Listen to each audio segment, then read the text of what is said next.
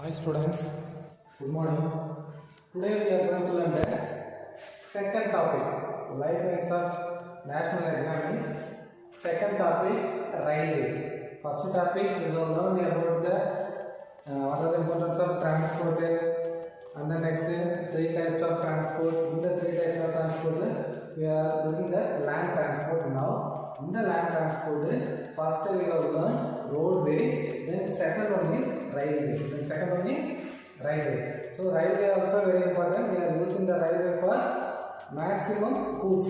Nowadays we are using the railway also for passenger train and the next is goods train.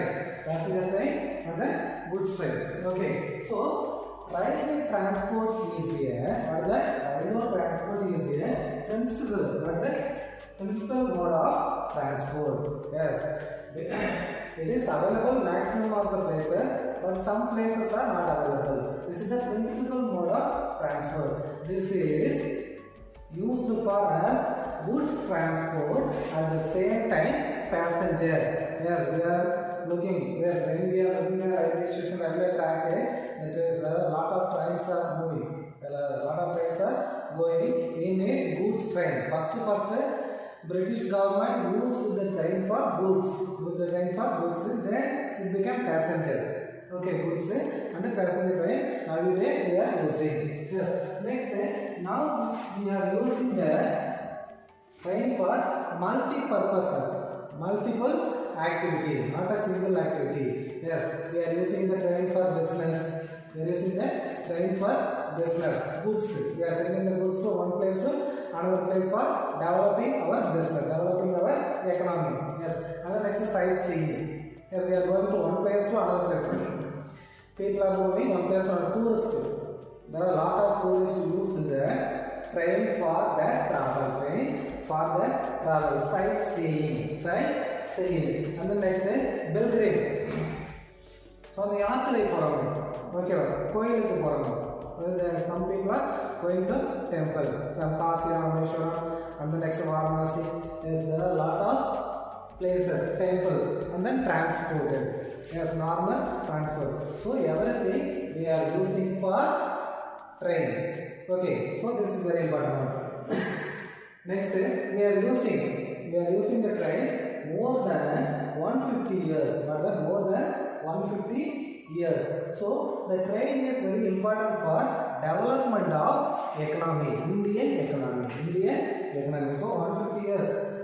Before 150 years we have used it. Before 150 years we have used it. At the same time it is developed our country. Okay, Indian economy. First, who did start the train? Okay, introduced in India, the British people. Who introduced in India? British people. The first train was started from Mumbai to Thane. How many kilometers? 34 kilometers. That's 34 kilometers in 1853. 34 kilometers. This is now it is more than 160 years. 150 years ago, 1853, the Britain government started this. So, Indian Railway has how many zones? This is the one mark question noted. Okay, there are 16 zones. What is that? In India, there are 16 railway zones. South and Southern Railway, Northern Railway, Eastern Railway. There are more zones in India. How many zones? 16 zones. Railway zones in India. Yes, what are the factors affect the zone? How they separate the 16 zones? For example, physical area. What is that? Physical is very important. Okay, plain area, plateau, and the next mountain, island, and then coastal area. There are a lot of physical activities. Physically they have divided the zones. Next is economic. Yes, what are the places having more economic? Profit. When we can get the profit. Next, administrative. For example, in Chennai is one of the administrative capital for Tamil Nadu. Okay, so administrative purpose also, there are more investment in Chennai, more harbors, there are more more places in important places in Chennai. So physical, economic and then administrative purpose. Administrative purpose, they have divided 16 zones. What that? They have divided 16 zones, railway zones in India. So maximum the plain areas are favorable for railway transport because there is full and full plain. There is no more mountain. They don't want to spend more money in the plain area. But even though in the northern plain is vast area. Northern plain is vast area that is suitable for population also more, economic also more. So that is suitable for railway transport. Even though in North India there are largest rivers are there. Okay, Ganga river, Brahmaputra river, Indus river. Okay, there are more rivers in North India. So in between the gap, they want to build more bridges. So they want to build more bridges. Because of that, they want to spend more money for making railway transport. And then next is Himalaya. The Himalaya is unfavorable one because of the mountain terrace. Okay, mountain place because of the mountain. So we cannot build more railway transport road on the mountain. So this is one the unfavorable one of Himalaya. Okay. Build railway is very difficult on mountain. Not only for India, all over the world, it is very difficult for India. Yeah. Apart from mountains, the terrain places sandy plain. What is that? Sandy plain of western Rajasthan, swamp of Gujarat, forest and the forest of Madhya Pradesh, Chhattisgarh, Odisha, Jharkhand. So some of these places also in between the mountain gap only they can form the railway road. What is that? Not on the mountain, in between the gap of gaps. In between the gap only they can build the mountain. At the same time, railway is having some problems. What are the problems? The national economic, it is very important for national and economic. At the same time, the railway is having some problem. What is the thief, then damaging of railway property, and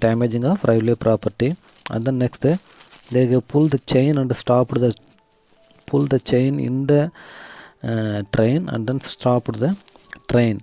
Next, people stop the train, pull the chain unnecessarily, and then next heavy damage of railway. So these are the, and the next without ticket, they are not taking the ticket but travel. So these are the problem faced by railway.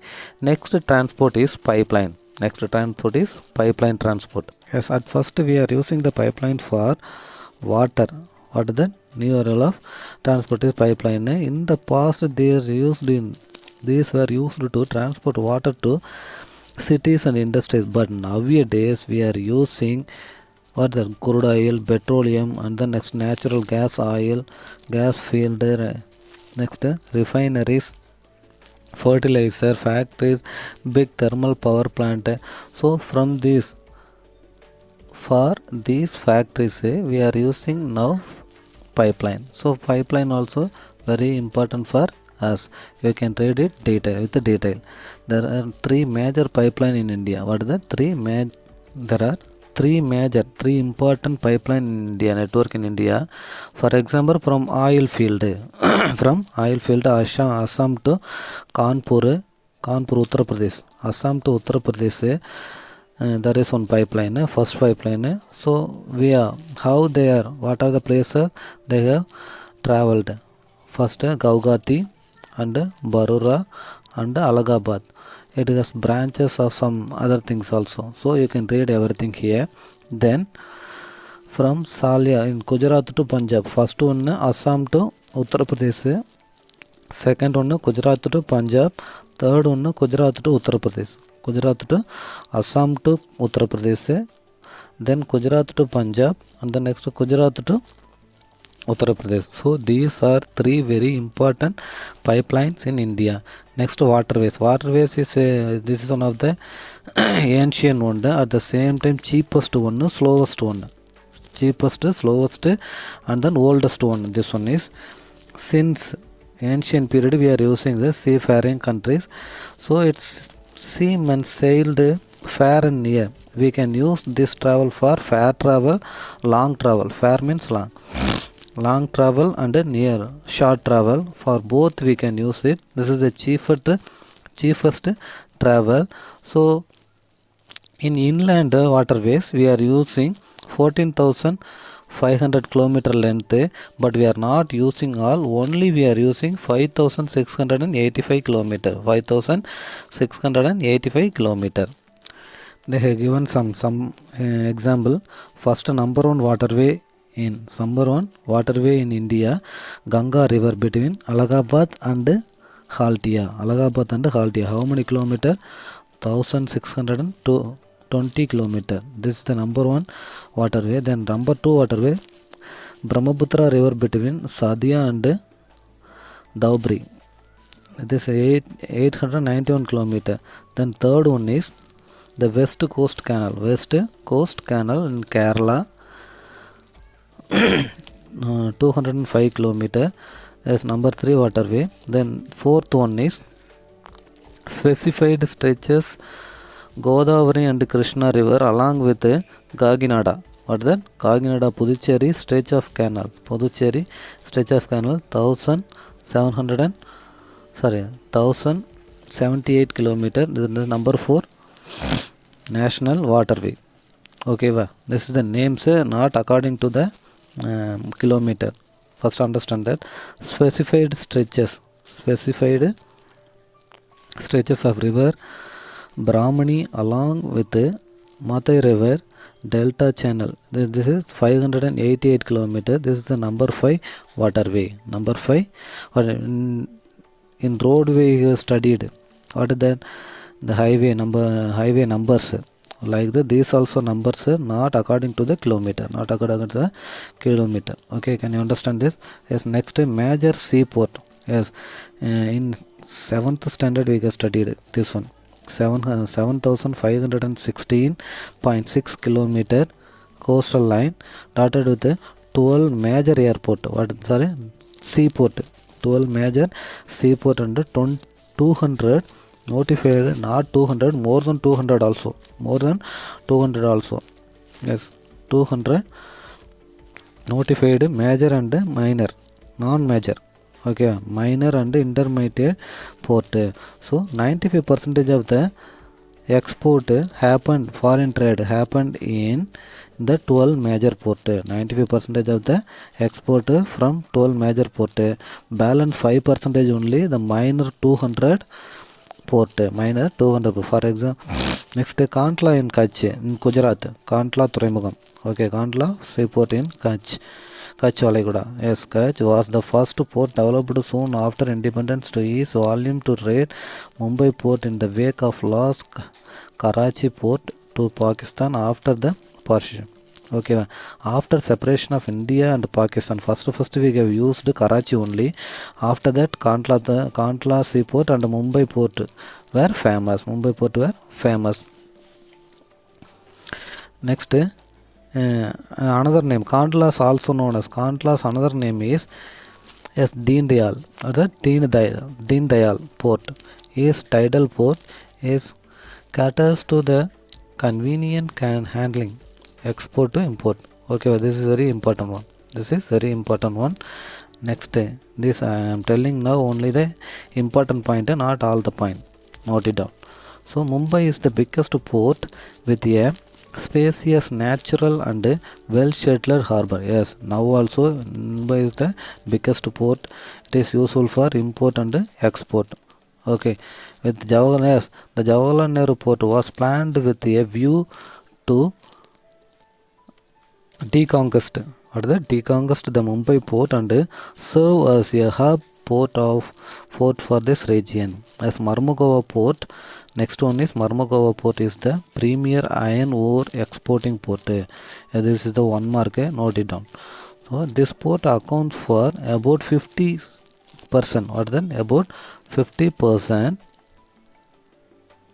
of India's iron. Yes, Marmugao port 50% of iron export. Yes, which area? Marmugao port. The new Mangalore port located in Karnataka caters to the export of iron ore concentrate from Kudarmuk mine. What is that? Kudarmuk mine. Kochi is the extreme southwestern port located at the entrance of a lagoon with a natural harbor. Yes, lagoon is the natural harbor. Some of the harbors are natural harbor.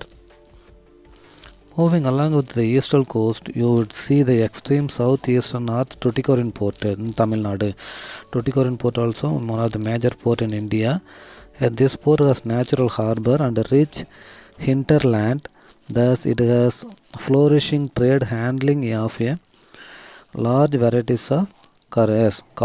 Large varieties of cargoes. Even our neighboring countries like Sri Lanka, Maldives, and etc.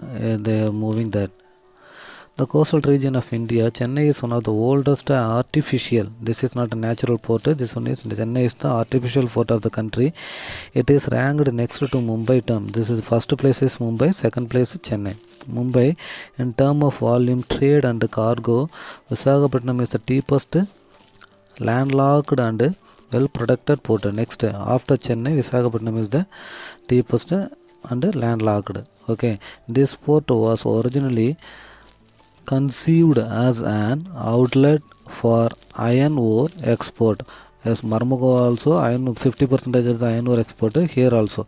So Pati port located in Odisha specialized in the export of iron ore. Maximum of the port is used for iron ore. Kolkata is an inland riverine port. Kolkata, not a seaport, riverine port. This is connected with the Bay of Bengal. Okay, can you understand?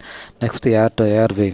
Airway is very important one because this is the fastest and most comfortable transport. Which one is airway? It can cover very difficult terrains. Yes, for rural area, island, everywhere we can reach with the help of air force. So like high mountains, prairie desert, because road transport is not available there, train transport is not available there in the desert place. At the same time, water transport also not available, but air transport is very useful for that. Forest and long oceanic stretches which create ease things of northeastern part of country. Yes, Assam and Arunachal Pradesh, there is more mountainous and the forests are there, so we can use there. Air transport. So the air transport nationalized in this is one mark. Air transport is nationalized. Air transport nationalized in 1953. Air India provides domestic. Yes, there are two types of air transport: local transport and international transport. Air India provides domestic, international air service. Okay, Air India, yes, domestic and international air service. Bhavan has Helicopter Limited provides helicopter service. These are one mark. Note it. So to oil and natural gas corporation in its offshore operation. Okay, in Jammu Kashmir, Himachal Pradesh, Uttarakhand, as wherever we can use it. Okay, thank you.